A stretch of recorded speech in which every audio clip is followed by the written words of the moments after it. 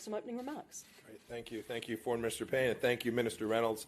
I'm honored to pay my first visit here as Secretary of State to Australia, and I'm touched by the warm welcome. Thank you, too, for your expressions of sympathy for those who were killed in El Paso, Texas. It's only fitting that we just held our annual 2+2 meeting at the New South Wales Parliament House, your very first Parliament building here. Thanks for the tour. It's great to see another place, having served in Congress, to watch how you do combat politically was quite something. It was a beautiful piece of architecture. It's a landmark to democracy and to constitutional government.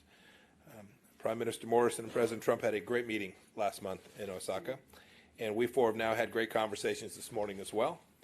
As we discussed today, and as I'll talk about later this afternoon in my remarks, the time is right for the United States and Australia to do much more together in the region and beyond. Let me be clear. The United States is a Pacific nation. We care deeply about what happens here, and we're here to stay. And I want all Australians to know they can always rely on the United States of America. And just as we talk about Britain as a special relationship, we think of this as an unbreakable relationship. It's grounded in our shared values of democracy, the rule of law, and human rights. As Foreign Minister Payne said, I just wrapped up a series of regional meetings in Bangkok where ASEAN partners reaffirmed our shared vision for a free and open Indo-Pacific. We're thrilled to have Australia as a close partner in this effort. In particular, we're working closely to increase our engagement with partners throughout Southeast Asia. The United States and Australia want our friends to achieve prosperity through trade and investment, and we're committed to creating the conditions for that to happen responsibly. Talking about basic things, about respect for national sovereignty, openness, transparency, property rights, the rule of law, and a healthy respect for human rights. Australia's $2 billion infrastructure financing facility for the Pacific is a great step forward. We're not asking nations to choose between the United States and China, because that's not how we operate. Cooperation with the U.S. and our Australian friends brings mutual benefits, not zero-sum deals where one side wins and the other risks losing. We have a proven formula for prosperity, which includes property rights and the rule of law and competition.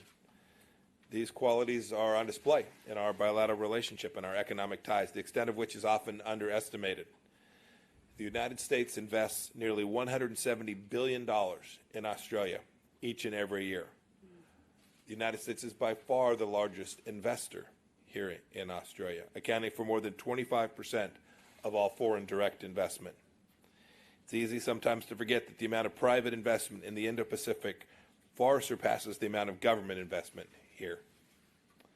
Judging how private enterprise has been the engine for driving the astounding prosperity in this region over several decades, we hope all countries will welcome more of it.